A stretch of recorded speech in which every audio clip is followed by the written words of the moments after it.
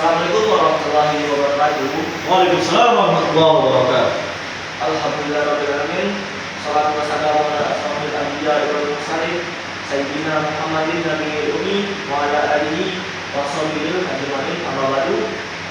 Segala puji bagi Allah Subhanahu wa taala yang telah memberikan kita nikmat iman, nikmat Islam, dan memberikan kita kesempatan sehingga pada hari ini kita dapat kembali menyapa pendengar setia kita dalam podcast yang insyaallah mudah-mudahan berkah ini. Amin.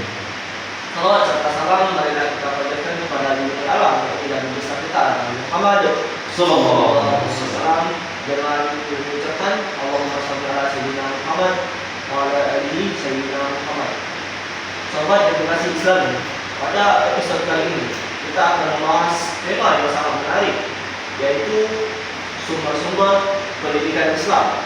Pendidikan dalam Islam tidak berdiri tanpa dasar, melainkan sumber dari nilai-nilai ilahi yang membimbing manusia menuju kehidupan yang berilmu, berakhlak, dan beradab.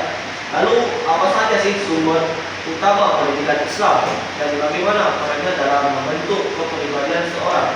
Mari kita bahas bersama sampai episode terakhir ini. Di sini saya mengundang Ustaz Fakhri Robina. Ustaz diperkenalkan nama dan asalnya. Baik, perkenalkan nama saya Fakhri Robina. Saya berasal dari Batam, saya asli Melayu, dan saya sekarang berkuliah di kampus Sky Nusina Batam. Nah, di podcast kali ini sebagai permintaan oleh moderator, saya akan menyampaikan sedikit atau bisa dibilang lebih ke arah menyampaikan singkat saja, tidak perlu banyak-banyak. Yang penting singkat, padat, dan juga melekat pada teman-teman semua. Yaitu tentang sumber pendidikan Islam. Nah, kita harus tahu dulu apa sih sumber pendidikan Islam. Sumber pendidikan Islam itu adalah Al-Quran dan juga hadis, dan juga ditambah juga dengan qiyas. Apa itu Al-Quran? Kita harus tahu Al-Quran itu adalah rukun iman yang ketiga. Rukun iman yang ketiga yaitu beriman kepada kitab. Nah, salah satu dari kitab yang dibawa oleh para Nabi kita Nabi Muhammad SAW membawa kitab suci Al-Quran sebagai penutup kitab-kitab sebelumnya, yaitu ada juga kitab Taurat, ada juga kitab Zabur, dan juga ada juga kitab Injil.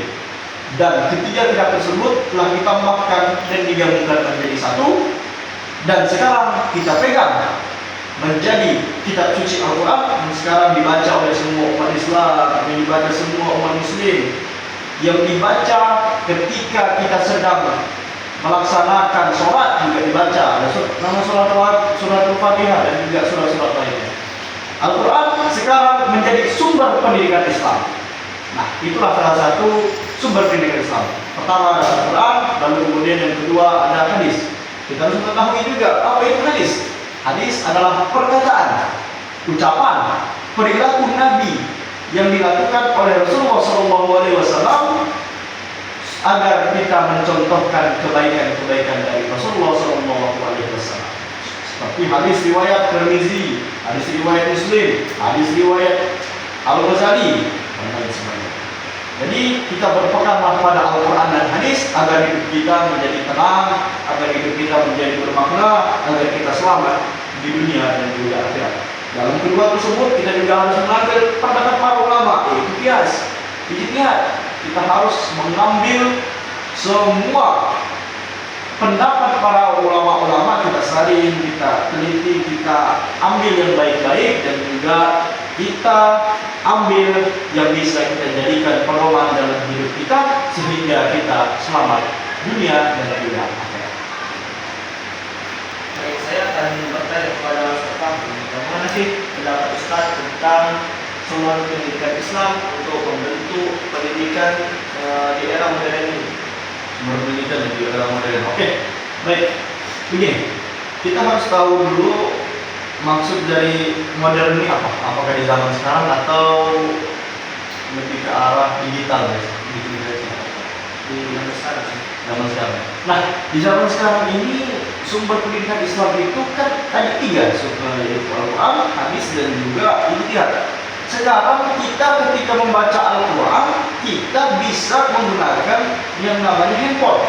Begitu juga dengan hadis, kita bisa melihat hadis dari handphone dan juga bisa melihat ijtihad para ulama, searching dalam untuk WhatsApp. Kita lihat nih ulama ini ada hadis dari At-Tirmidzi, ada hadis dari Al-Ghazali.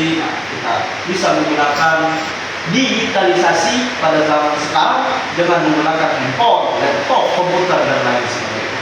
Nah, di situ peran sumber pendidikan Islam, peran digital sangat berguna untuk menggali lebih dalam informasi tentang sumber pendidikan Islam melewati laptop, komputer, dan juga handphone. Seperti yang kita tahu, semakin berkembang zaman, kita harus semakin cerdas memilih apa yang bisa kita lakukan dalam perkembangan zaman ini. Seperti laptop, janganlah kita gunakan menonton yang tidak bagus, streaming yang tidak pasti, jangan kita gunakan. Kita pakai laptop kita untuk melihat sumber pendidikan Islam. Al-Quran, kita baca Al-Quran. Banyak sekarang murotal yang bisa kita dengar, banyak juga hadis yang bisa kita dengar dari Al-Quran, dari hadis dan juga ijtihad dalam laptop. Nah, juga YouTube juga bisa kita dengarkan selama Pak Ustaz untuk mendapatkan informasi, untuk mendapatkan ilmu dalam kehidupan kita sehari-hari. Tadi Ustaz telah menjelaskan bagaimana peran digital dalam pendidikan Islam. Sebenarnya saya sih mau tanya Ustaz, bagaimana sih peran keluarga dalam pendidikan Islam ini? Peran keluarga ya? Oke, baik. Peran keluarga itu terutama pada ayah. Ayah itu kan bisa dibilang sibuk. Kita sedang sibuk kadang pulang pagi, pergi pagi pulang pagi gitu kan. Kita sebagai orang tua nih, saya letakkan diri saya sebagai orang tua, saya membatasi anak saya untuk bermain handphone agar bisa dia lebih fokus lagi terhadap agamanya. Lebih fokus lagi terhadap agama. Kita pantau lah sebagai ayah. Mungkin kita tidak bisa pantau 24 jam, gimana kita pantau 1 jam. Ayo Pak, kita belajar nih handphone agar anak lebih baik. Kalau dalam kehidupan sehari-hari kita juga bisa kita ambil, kita masukkan anak kita dalam TPQ agar dia membaca Al-Quran terus, agar dia bisa belajar dan juga semangat karena banyak teman-temannya yang bisa mengikuti ketika belajar Al-Quran. Dan juga hadis, kita bahas lagi, kita sebagai orang tua juga harus paham lah. Kita ajarkan anak-anak kita hadis, tidak perlu banyak-banyak. Nama awal dunia, Jadi secara perlahan, ya perlahan, step by step. Tetapi kita mendekati anak supaya kita sebagai orang tua tidak ketinggalan, tidak terlewati untuk sebagai pendidik yang paling dekat dengan anak. Itu kan guru nomor 1 itu kan orang tua. Jadi kita harus mengajarkan anak kita yang lebih dekat dari orang lain. Kita harus mendekatkan anak kita kepada agama, terutama pada sumber pendidikan Islam, Al-Quran, hadis dan juga ijtihad. Oke, yang terakhir nih, bagaimana sih menurut Ustaz tentang pendidikan Islam di masa depan untuk melahirkan generasi yang berilmu, berakhlak mulia dan mampu bersaing secara global di masa depan? Nah, seperti yang saya bahas pertama, era digital ini sangat mengerikan apabila kita tidak bisa mengontrolnya. Tetapi kita sebagai lulusan-lulusan terbaik, kita sebagai lulusan-lulusan agama, kita sebagai orang-orang yang paham agama, kita harus mengetahui bahwa digitalisasi itu sangat bagus apabila kita menggunakannya dengan baik. Yaitu dengan cara tadi, kita harus fokus terhadap laptop nih, kita gunakan untuk mendengarkan YouTube seperti ceramah Ustaz, banyak sekali Ustaz yang berbicara, Ustaz Somad, dan juga dari kalangan media, Ustaz Ali Hidayat, banyak sekali ilmu-ilmu yang bisa kita dapat dari beliau. Di masa depan saya berharap juga para pemuda-pemuda bisa menerapkan sumber pendidikan Islam. Kita sebagai orang yang peduli terhadap masa depan, kita gerakkanlah anak-anak muda kita supaya mencintai sumber pendidikan Islam, supaya memahami sumber pendidikan Islam agar bisa diterapkannya sehari-hari oleh orang-orang tersebut agar masa depan bangsa kita ini cerah. Seperti bisa kita gunakan fokus di masjid, kita tontonkan mereka Al-Quran agar mereka bisa lebih tertarik lagi pada sumber Islam. Karena muda ini biasa bisa dibilang malas untuk masjid itu juga. Seperti yang saya dapat juga kemarin, banyak anak-anak muda yang lebih cenderung bermain di luar. Kita ajaklah anak-anak muda kita agar bisa mendekati masjid supaya terkesan dan juga bisa memahami apa itu sumber kehidupan Islam di dalam dirinya agar bisa selamat di dunia dan juga di akhirat.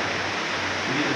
Oke. Terima kasih kepada Ustaz Rafli. Mudah-mudahan apa yang dia sampaikan jadi keberkahan untuk kita semua. Amin.